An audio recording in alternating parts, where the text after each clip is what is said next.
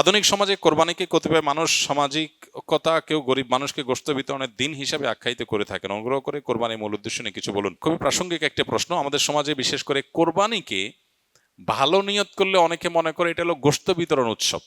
সন্দেহ নাই, কোরবানির একটা গুরুত্বপূর্ণ আমল হলো ফাকুলু মিনহা ওয়া আত'আমুল কানিআ ওয়াল মু'তার, ফাকুলু মিনহা ওয়া আত'আমুল কাবাইস আল ফাকির।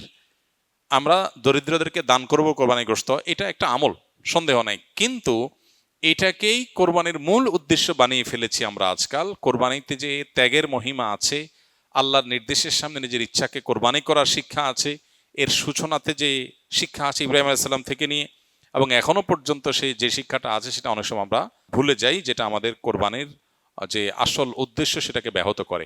ঠিক একইভাবে কোরবানি সামাজিকতায় রূপ নিয়েছে অনেকের ক্ষেত্রে।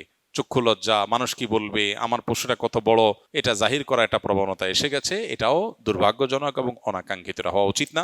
ইমানদার কোরবানি নিবেদন করবে আল্লাহ তাআলার কাছে। পাশাপাশি কোরবানি এর পশু এটা প্রদর্শন করে বেড়ানো, বিশেষ করে বাহবা নেওয়ার জন্য এবং অন্যদের থেকে নিজেকে শ্রেষ্ঠ প্রমাণ করবার জন্য, এটা তো একেবারেই ইখলাসের সাথে অসঙ্গতিপূর্ণ বিষয়। বাকি ছেলেদের, কিশোরদের আপনার কোরবানিকে ঘিরে আনন্দ, পশুকে ঘিরে আনন্দ এবং সেটাকে নিয়ে সামাজিক যে উৎসব মুখর পরিবেশ তৈরি হয়, সেটার ভালো দিক হলো এটা ইসলামিক একটা কৃষ্টি, একটা কালচারকে ডেভেলপ করে, একটা প্রতিষ্ঠিত করে সমাজে।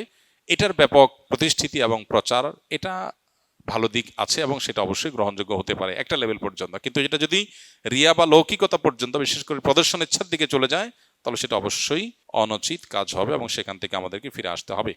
আস সুন্নাহ ফাউন্ডেশন, উম্মার স্বার্থে সুন্নাহর সাথে।